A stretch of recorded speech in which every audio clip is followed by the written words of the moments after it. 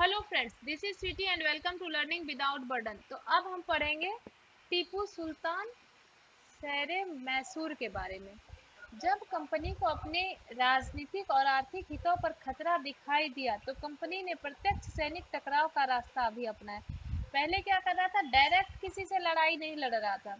पहले वहाँ अपना रेजिडेंट रखता था, पहले वहाँ अपना प्रतिनिधित्व रखता था जो कि उसके काम में हस्तक्षेप करे, राजा को एक कठपुतली की तरह रखने लगा।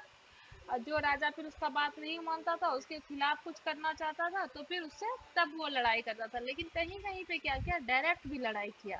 ठीक है।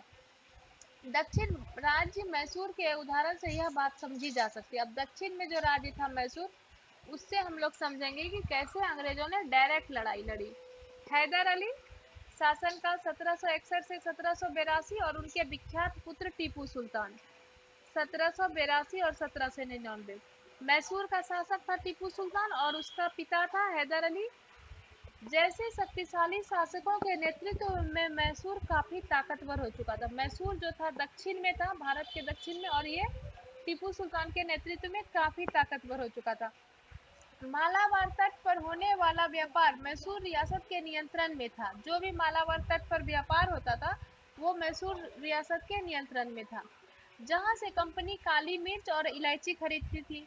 और वो जो मालाबार तट जो था, वो वहीं से कंपनी खरीदती थी काली मिर्च और इलायची। और वो तट जो था वो मैसूर के कब्जे में था, यानी कि टीपू सुल्तान के कब्जे में था।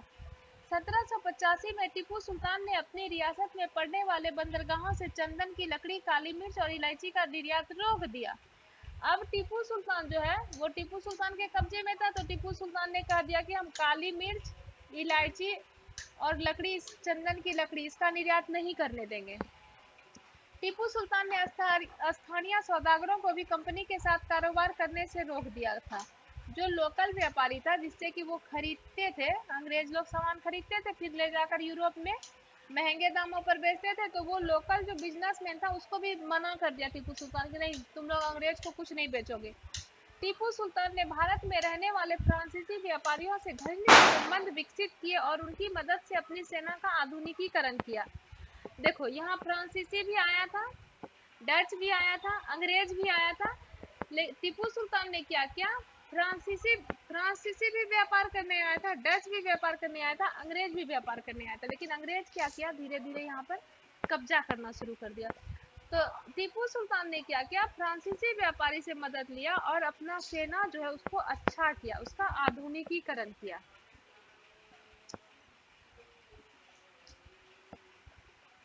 सुल्तान के इन कदमों से अंग्रेज आग बबूला हो गए। उन्हें हैदर अली और टीपू सुल्तान बहुत महत्वाकांक्षी, घमंडी और खतरनाक दिखाई देते थे।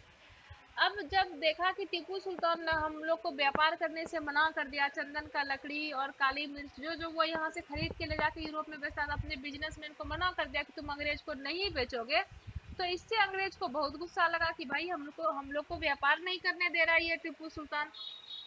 और उस अंग्रेज को जो है हैदर अली और टीपू सुल्तान पे बहुत गुस्सा आया कि क्यों भाई, हम लोग यहाँ से खरीदते थे सस्ते दामों पर और यूरोप में ले जाकर बेचते थे, अब ये टीपू सुल्तान हमें व्यापार नहीं करने दे रहा है। तो अंग्रेजों को लगा कि इस तरह के अंग्रेजों को लगता था कि ऐसे राजाओं को नियंत्रित करना और कुचलना जरूरी हो गया है। अब अंग्रेज को लगा कि ये हमको व्यापार नहीं करने देगा, तो इसको जो है अब कुचलना जरूरी है। फलस्वरूप मैसूर के साथ अंग्रेजों की 4 बार जंग हुई। 4 बार लड़ाई लड़ा टीपू सुल्तान के साथ। एक बार 67 से 78 तक चला, एक बार 80 से 84, एक बार 90 से 92 और एक बार 1799। 4 बार टीपू सुल्तान और अंग्रेजों के बीच लड़ाई हुई। श्रीरंगपट्टनम की आखिरी जंग में कंपनी को सफलता मिली और लास्ट में जो श्रीरंगपट्टनम में युद्ध हुआ उसमें कंपनी को सफलता मिल गई। ठीक है, उसमें अंग्रेजों की जीत हो गई। अपनी राजधानी की रक्षा करते हुए टीपू सुल्तान मारे गए और मैसूर का राजकाज पुराने वोडियार राजवंश के हाथों में सौंप दिया गया।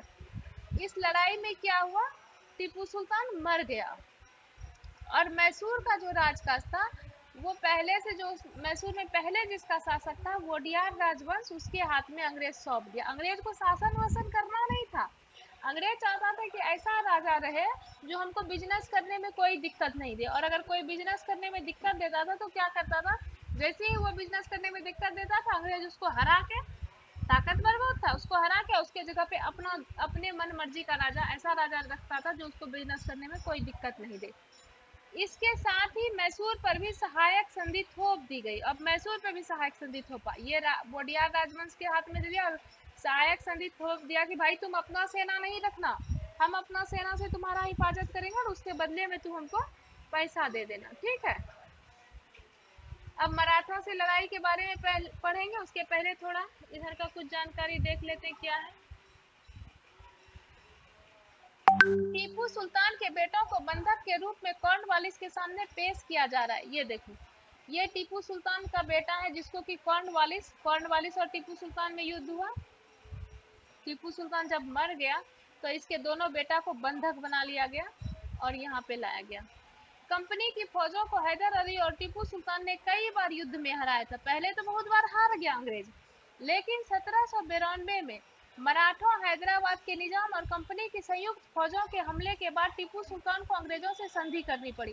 पहले तो हार गया, लेकिन बाद में क्या हुआ, अंग्रेज जो है वो मराठा, हैदराबाद निजाम और कंपनी, मराठा, हैदराबाद निजाम और कंपनी चार ताकत मिल के जब अकेले टीपू सुल्तान से लड़ाई लड़ा, तब टीपू सुल्तान को लगा कि अब हम हार जाएंगे और टीपू सुल्तान ने समझौता कर लिया, संधि कर लिया। और इस संधि के तहत उनके दो बेटों को अंग्रेजों ने बंधक के रूप में अपने पास रख लिया। और इस संधि में क्या संधि हुआ साइन, कि भाई दोनों बेटा जो तुम्हारा है वो अंग्रेज के पास बंधक रहेगा। ब्रिटिश चित्रकारों को ऐसे दृश्यों की तस्वीर बनाने में मजा आता था जिसमें अंग्रेजों की सत्ता की विजय। अब ये ब्रिटिश चित्रकार बनाया, तो ब्रिटिश चित्रकार के लिए तो ये खुशी की बात है ना। ब्रिटिश के इसमें अखबार में या ब्रिटिश चित्रकार इसको कैसे दिखाएगा कि देखो हमारी एक और जीत हुई, हमने एक और राजा को हराया और उसके बेटे को बंदी बना लिया। तो ब्रिटेन का जो लोग होगा वो तो इसमें खुश होगा ना कि हमने एक और राजा को हराया और उसके बेटे को बंदी बना लिया। राजाओं की छवि अक्सर जनश्रुतियों से भी बनती है। प्रचलित किस्सों में उनकी ताकत का खूब यशगान किया जाता है। 1782 में मैसूर के राजा बने टीपू सुल्तान के बारे में कहा जाता है कि एक बार वे अपने फ्रांसीसी दोस्त के साथ जंगल में शिकार खेलने गए थे। देखो, इतिहास हम लोग कैसे जानते हैं, या तो कोई उस समय का लेखक कुछ लिख कर रखता है या फिर जनश्रुति होता है। जनश्रुति क्या हुआ, लोक कथा, जो वहाँ का लोकल आदमी एक दूसरे को सुनाया, वो उसको सुनाया, वो अपने बेटे को सुनाया, फिर वो अपने बेटे को सुनाया। लोकल जैसे बहुत सी बात होता है ना, लोकल लोक कथा होता है। तो एक तो जो उस समय के लोग लिखते हैं हम लोग उससे जानते हैं, और एक जनश्रुति से भी जानते हैं कि वहाँ के लोकल लोग जो बोलते हैं उससे भी हम लोग जानते हैं। तो वहाँ के जो लोकल लोग कहानी जो अपने बेटों को सुनाते हुए आ रहे हैं, अपने बच्चों को, वो अपने बच्चों को, उसमें एक कहानी में क्या टीपू सुल्तान के बारे में कहा गया है कि एक बार वे अपने फ्रांसीसी दोस्त के साथ जंगल में शिकार खेलने गए। फ्रांसीसी जो था वो उसका दोस्त था, अंग्रेज से वो लड़ाई लड़ता था लेकिन फ्रांसीसी उसका दोस्त था। वहां एक शेर उनके सामने आ गया, उनकी बंदूक ने मौके पर साथ नहीं दिया। अब शेर आ गया टीपू सुल्तान के सामने और बंदूक काम नहीं किया, और कटार भी जमीन पर गिर गई, और कटार जो था वो जमीन पर गिर गया। फिर भी टीपू ने निहत्थे ही शेर का मुकाबला किया और आखिरकार कटार उठा ली। अंत में उन्होंने शेर को मार गिराया। इसी के बाद से उन्हें शेरे मैसूर कहा जाने लगा। उनके राष्ट्रीय झंडे पर भी शेर की तस्वीर होती थी। ये एक लोक कथा है कि उसको शेरे मैसूर, मतलब मैसूर का शेर इसलिए कहा जाता था क्योंकि एक बार शेर ने उसके ऊपर हमला कर दिया था और उसका बंदूक भी काम नहीं किया, उसका कटार भी गिर गया और शेर से युद्ध लड़के उसने शेर को मार दिया, इसलिए उसको शेरे मैसूर भी कहा जाता है। ये एक लोक कथा के बेस पे दिया गया है, ठीक है। यह टीपू एक विशालकाय मशीनी खिलौने की तस्वीर है। इसमें यह नकली शेर एक यूरोपीय सिपाही को दबाए हुए है। जब इसका हैंडल घुमाया जाता था तो नकली शेर दहाड़ता था और सिपाही के भीतर से चीख की आवाजें आती थी। अब यह खिलौना शेर लंदन स्थित विक्टोरिया एंड एल्बर्ट म्यूजियम में रखा है। 4 मई 1799 को जब अपनी राजधानी श्रीरंगपट्टनम की रक्षा करते हुए टीपू सुल्तान की मृत्यु हो गई तो अंग्रेज इस खिलौनों को भी अपने साथ ले गए। ये एक खिलौना है, टीपू का खिलौना शेर, ठीक है, ये टीपू का खिलौना शेर है। तो अब नेक्स्ट वीडियो में हम लोग पढ़ेंगे कि मराठों से कैसे पहले मराठे के साथ मिलकर के टीपू सुल्तान को हराया, अब मराठों से कैसे लड़ाई लड़ी अंग्रेजों ने, ये हम नेक्स्ट वीडियो में देखेंगे, ठीक है।